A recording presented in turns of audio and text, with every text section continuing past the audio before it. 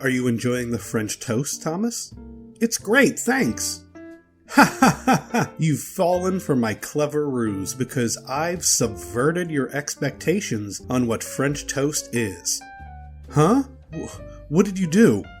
Well, you see, French toast is usually cooked in a frying pan, but I cooked this on a Spartan shield over an open fire, and typically you beat eggs in a bowl before dipping the bread into it. But I did all of that in a Roman centurion helmet that I made sure was clean and sanitary before using.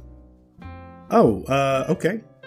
That's David Fincher's The Killer, or The an assassin movie that tries to subvert typical assassin stories, but it can just subvert my ass. Deconstruction, subverting your expectations, whatever you want to call it. We're about 50 years into it, and it's beyond tiring. Particularly when there doesn't even seem to be a point to it. Michael Fassbender stars as the an unnamed assassin who may have had 4 lines of actual dialogue in the whole film, but whose internal monologue narrates the entire story. The movie opens with an excruciatingly long scene in which he waits for his opportunity to assassinate someone, to show the audience that this is what the life of an assassin truly is. Waiting, planning, grabbing McDonald's while trying to keep a low profile. It's compelling and effective, but unfortunately this is where the story seems to run out of ideas. Because once that moment is over, the film turns back into your standard assassin fare. A story in which you could predict everything that was about to happen. The killer misses, or at least doesn't succeed in his assassination. And when the network who hired him turns against him and tries to eliminate both him and the people he cares about, he scrambles to exact revenge while avoiding detection.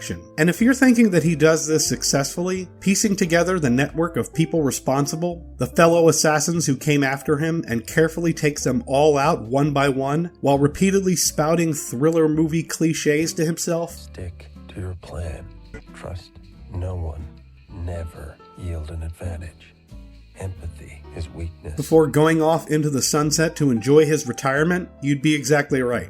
Because David Fincher's The doesn't really subvert anything. Just because the main character listens to the Smiths and talks to himself doesn't make it mean anything, unless it's trying to do some metatextual subversion of subversion. Come to think of it, it'd be pretty hilarious to find somebody who watched this movie on an airplane and was too cheap to pay for the headphones. Because without Fassbender's constant internal monologue, the movie is your standard assassin story with an unusually long and drawn-out opening.